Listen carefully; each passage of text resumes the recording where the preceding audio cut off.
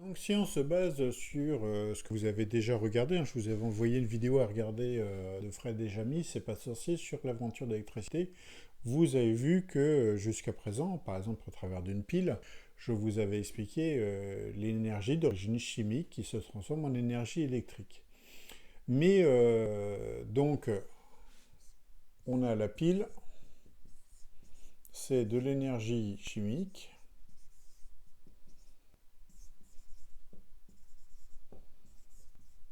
qui se transforme en deux choses, en énergie, alors c'est le principal, hein, c'est là où on a la plus grosse valeur, c'est l'énergie électrique. Et on avait noté que, en fait, il y avait un petit dégagement de chaleur, une petite perte de chaleur, c'est l'énergie thermique qui est perdue. Ça, c'est le gros problème. On a toujours des pertes sur toutes les énergies. Hein, vous inquiétez pas, c'est quelque chose d'assez classique. L'avantage, c'est qu'on pouvait les mettre mises en série, c'est-à-dire que plein de petites piles font une très grosse pile avec une très grosse tension. Ça, c'est un gros avantage. Hein. Mais par contre, il faut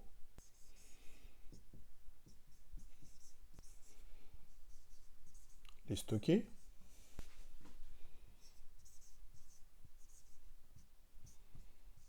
On n'aime pas trop stocker tout ce qui est produit chimique. Et puis, impossible d'emmener l'énergie où on veut. L'électricité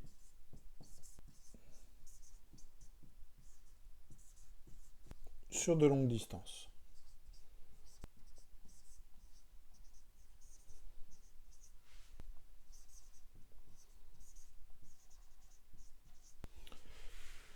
Ça génère un courant continu qu'en anglais on appelle DC, Direct Current. Alors retenez bien ce mot DC, c'est sa petite histoire en fait, tout simplement.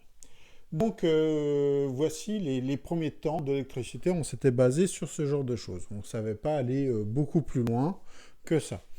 Et puis, on a eu des besoins de plus en plus importants en termes d'électricité, donc on a réfléchi à d'autres technologies. Et une des technologies, c'était de faire, on s'est aperçu que en faisant tourner un aimant dans une bobine, on crée de l'électricité. Alors, finalement, vous étiez dans cette situation-là. Hein. Un aimant, je vous rappelle que c'est un pôle plus et un pôle moins. Donc, vous aviez votre aimant, avec votre plus, votre moins. On va colorier juste ça un petit peu. Et puis, vous aviez votre bobine de fil qui était tout autour.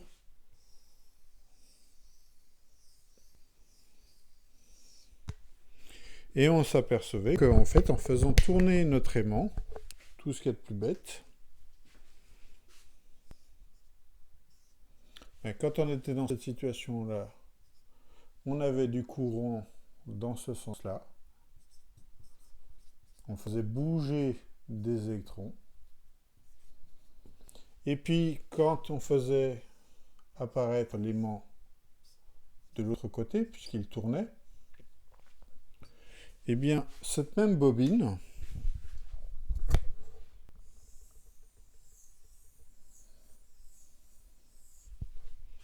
avait une électricité qui tournait dans l'autre sens.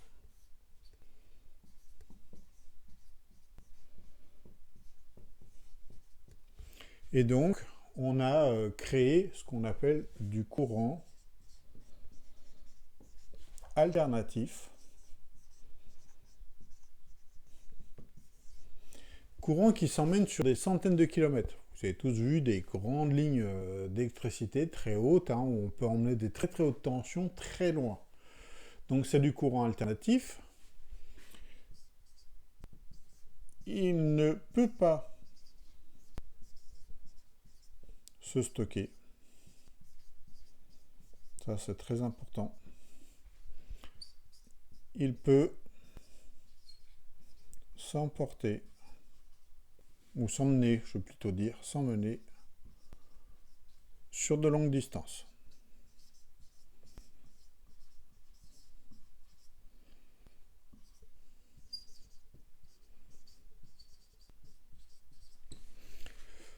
Donc voici notre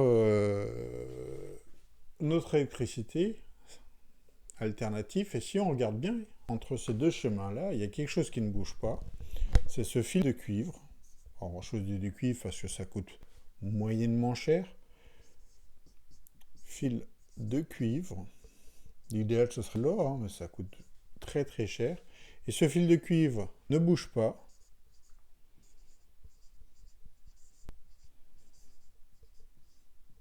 On appelle ça un stator.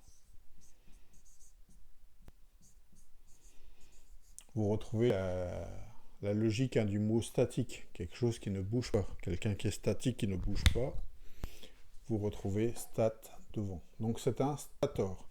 Et forcément, celui qui tourne, l'aimant,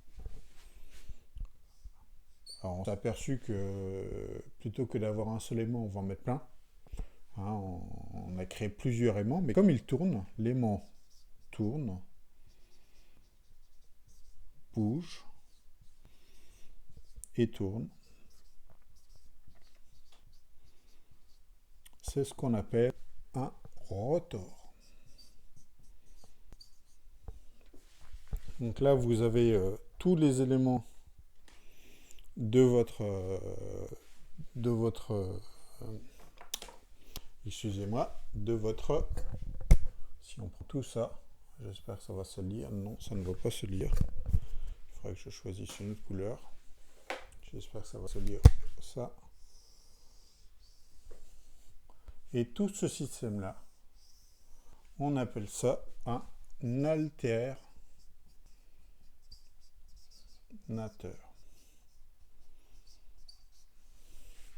qui a pour but de faire quoi? De générer du courant alternatif.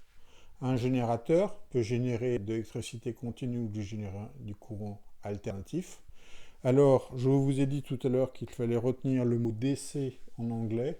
Ici, c'est AC, Alternative Current. Et vous avez tous entendu parler du groupe de rock AC, DC, tout simplement parce que c'est ce qu'il y a sur leur guitare. Un bouton qui permet de choisir entre AC et DC. On retrouve sur certains vieux matériaux cette possibilité-là de dire quel type de courant on va avoir. Donc voici comment on génère de l'électricité électrique. Je vais faire une deuxième vidéo maintenant pour parler des différentes technologies que l'on a pour pouvoir faire tourner un aimant ou plusieurs éléments et puis de voir quels sont les avantages ou les défauts des uns ou des autres.